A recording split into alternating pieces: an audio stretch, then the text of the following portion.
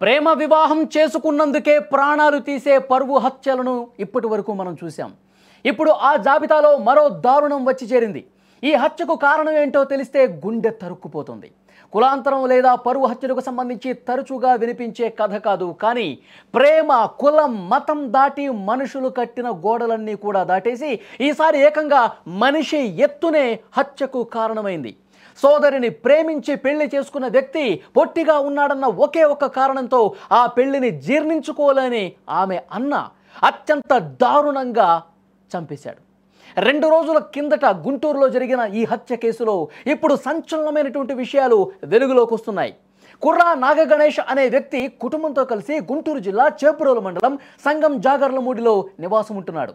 అయితే ఉద్యోగ నిమిత్తం గుంటూరు పవర్ ఆఫీస్ సమీపంలో బుడంపాడులో 3 నెలలుగా నివాసం ఉంటున్నాడు. ఈ క్రమంలో దూరపు బంధువులైన తెనాలికి చెందిన కీర్తి అంజనాదేవి అనే యువతి ఇంటికి పెళ్లి చూపులకు వెళ్ళాడు గణేష్. పెళ్లి చూపుల్లో ఒకరినొకరు ఇష్టపడ్డారు. అయితే అంజనీదేవి సోదరుడు, ఆమె కుటుంబ సభ్యులు ఈ సంబంధం వద్దు అని చెప్పారు. అయినప్పటికీ ఇరువురు కొద్ది రోజులు ఫోన్లో మాట్లాడుకుని ప్రేమలో పడ్డారు. ఆ తర్వాత పెళ్లి చేసుకుందామని నిశ్చయించుకున్నారు. సెప్టెంబర్ 25వ తారీఖున ఇంట్లో చెప్పకుండా వాళ్ళిద్దరూ కూడా పారిపోయిన పరిస్థితి. అమరావతి ఆలయంలో పెళ్లి చేసుకున్నారు. బుడంపాడులో కాపురం పెట్టారు. పోలీసులను ఆశ్రయించి రక్షణ కావాలని కోరారు. దీంతో పోలీసులు ఇరు కుటుంబాలను కూడా పిలిచి మాట్లాడారు. వాళ్ళిద్దరూ ఇష్టపడ్డారు, వాళ్ళిద్దరూ ప్రేమించుకున్నారు, వాళ్ళిద్దరూ ఒక్కటవ్వాలనుకున్నారు, ఒక్కటయ్యారు. ఇక మీరు గొడవలు పడొద్దని చెప్పి సర్ది చెప్పే ప్రయత్నం చేశారు. కానీ ఆ అమ్మాయి అన్న మాత్రం కక్ష పెంచుకున్నాడు, పగ పెంచుకున్నాడు. నా సోదరిని నువ్వు ఎట్లా పెళ్లి చేసుకుంటావు అని చెప్పి అతను బెదిరింపులకు దిగినటువంటి పరిస్థితి.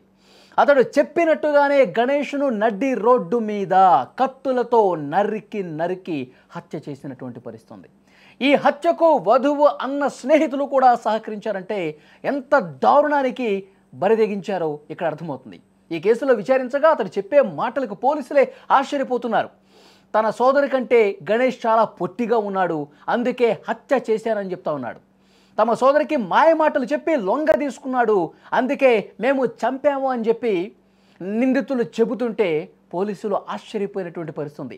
అతడు పొట్టిగా ఉన్నాడని చెప్పి, అంటే కుటుంబ పరువు పొట్టిగా ఉన్నాడని చెప్పి పరువు గంగలో కలిసిపోతుందని చెప్పి వాళ్ళు భావించారా?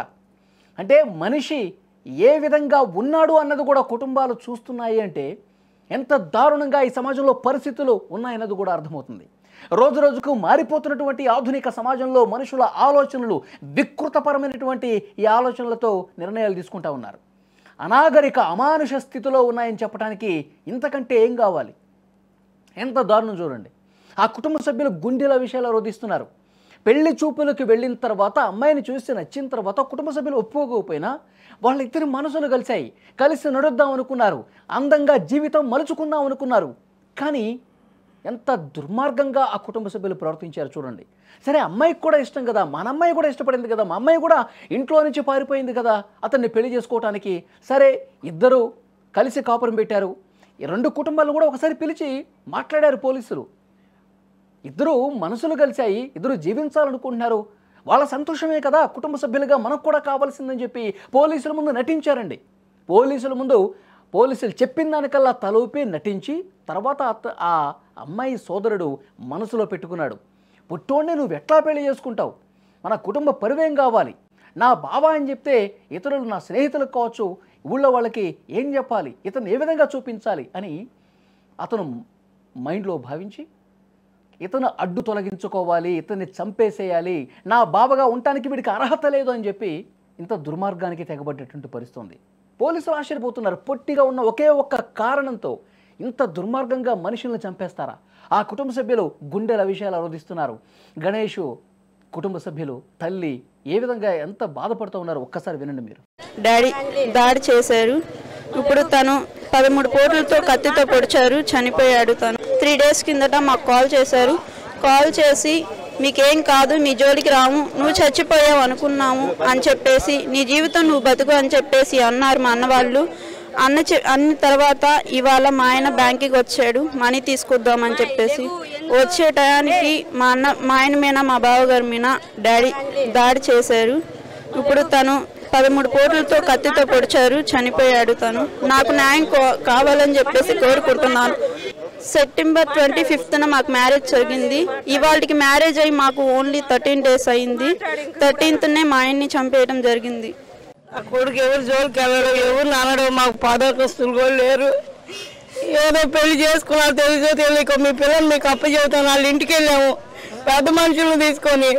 ఆ పిల్ల నేను వెళ్ళండి మా పిల్ల మాకు ఎట్లా వచ్చిందో తెలుసు అన్నాడు అని పని చేశారు. ఇలా 12:30కి ఫోన్ వచ్చింది. ఇలా మిలిటరీ బాగా ఫోన్ చేశాడు, కత్తి తీసుకొని వస్తున్నాం దేవండి ఏందమ్మా వాళ్ళు అట్లా బెదిరిస్తారన్న.